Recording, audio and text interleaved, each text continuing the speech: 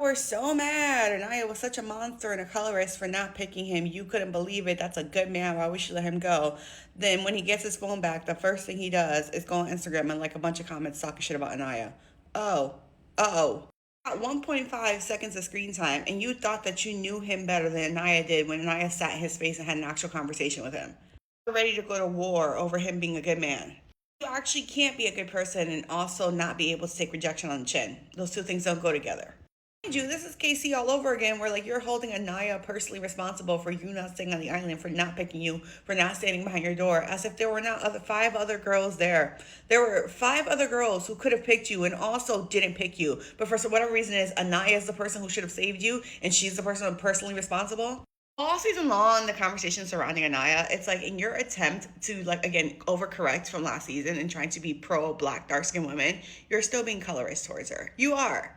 Because you think that Anaya deserves crumbs. You think that Anaya deserves to be grateful for whatever anybody sends her. If anybody even smiles in her direction, she should be fawning and be grateful for it. How dare she have standards? How dare she have expectations? How dare she have them like a type? No, she needs to be happy for whoever looks in her direction. You guys are weird. Like all season long, I've been just so confused. Like, why does no one treat her like an actual person?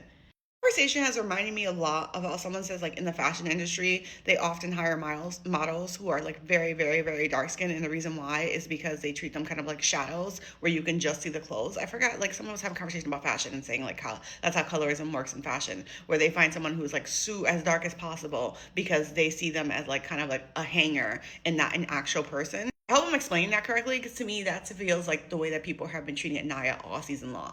Like she's an actual person with like an actual personality who's like funny and smart and interesting and all these other things, but just like a dark skin. The treatment of her on the island and also off the island, because it's both, right? It's not just the conversation happening online. It's the way that the men are treating Casey and Kay were treating her on the island that to me is like so dehumanizing.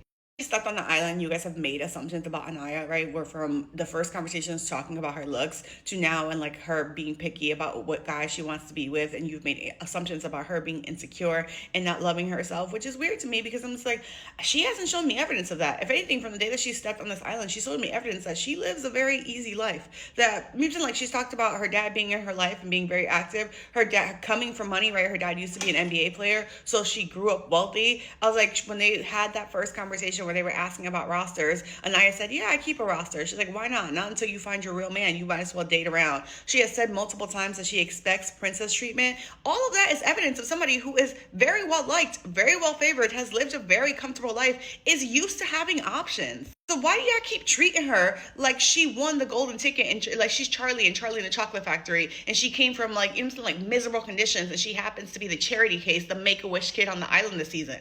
Nothing about the way that she has spoken, nothing about the way that she dressed on the island, nothing about anything of her expectations and her attitude has given Make-A-Wish. Nothing about her gives struggle. So why do you want her to accept struggle love? Why is she not allowed to be picky?